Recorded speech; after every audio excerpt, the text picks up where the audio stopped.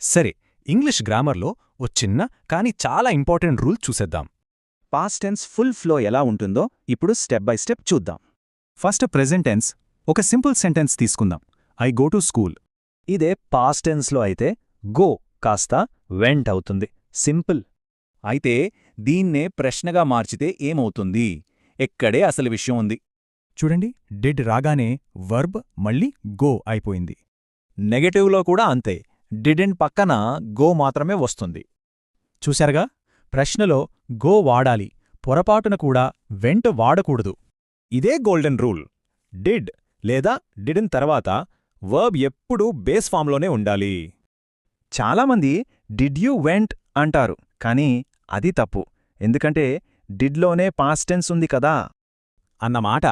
Flow ఇది. స్టేట్మెంట్లో vent, కానీ question నెగటివ్లో మాత్రం గో. ఈ రూల్ బాగా గుర్తుండిపోవాలంటే నాతో పాటు చెప్పండి. Did you go?